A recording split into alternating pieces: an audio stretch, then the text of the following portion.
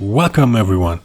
Last time we talked about material. This time we are going to make a short trip into the world of architecture's literature. To be honest, it is hard to pick some ultimate book tips for you because it really depends on where you are living or studying. Each country has its own laws, its own regulations, its own traditions and own language of architecture. But I will show you some of my favorites, and maybe you have similar books in your country too. So you will at least get a little impression of what kind of books can be very useful for you during your time of studying.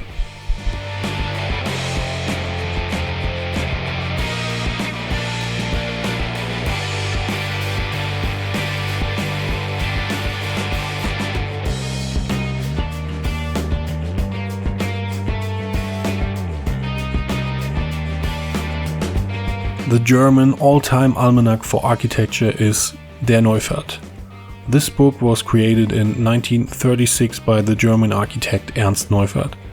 I did some research and found out that it is also available in English, where it is called Architectural Standard Architecture's Data by Ernst Neufert.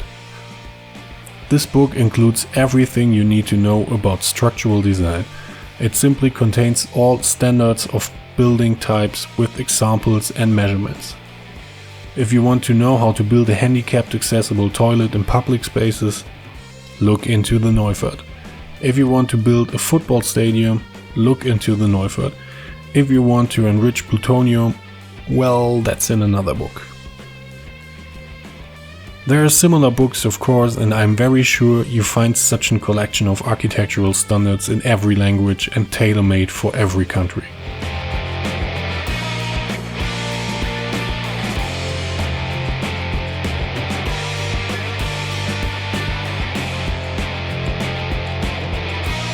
Like I said before, every country has its own laws and regulations.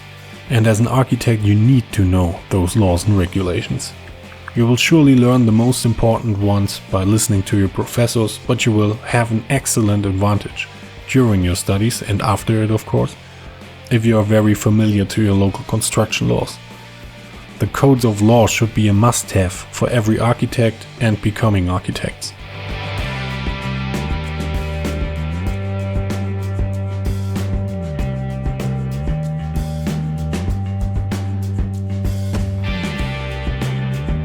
You think books are boring? Well, this book proves that.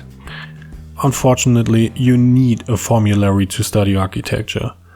Statics are part of architecture unless you're studying interior architecture or landscape architecture. A formulary contains tables and formulas to calculate how big a beam has to be if it is X long and carries Y weight and so on. Not very exciting, but it is good to get a feeling for dimensions of building components.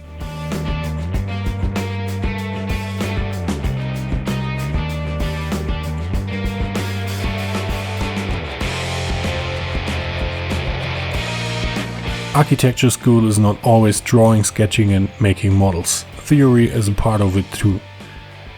In my case, it was history of arts, history of architecture and history of architecture theories. If you read some books about the topics before you have your exams, you may have a big advantage.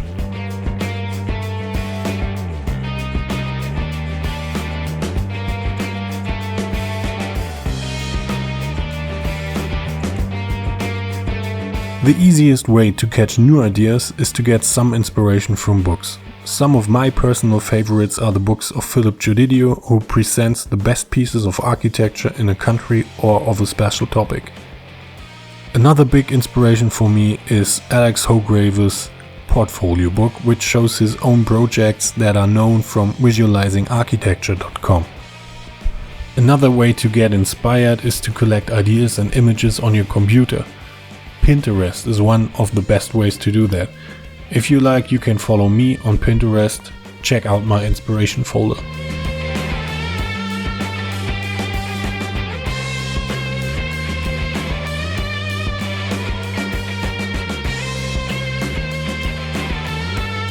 In general, I like to say that you find a reference book for every topic in architecture.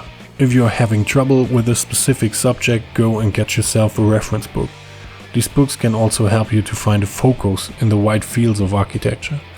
Maybe you noticed during your time of studying that you want to specialize one of these subjects.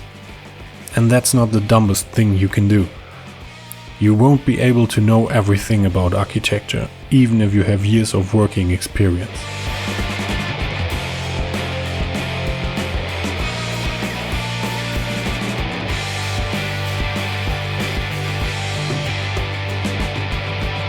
Architecture magazines are always a good and easy access to the big world of architecture and its huge varieties.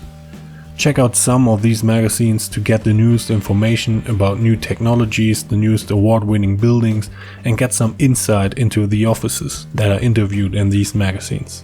Please let me know if you agree with my experiences or if you think that this video is helpful for your decision to become an architect or study architecture. I'm always glad to read some comments, and I'm very happy if you're leaving a thumbs up if you like this video. In the next video we will talk about software. And as always, thank you for watching, have a nice day and stay creative.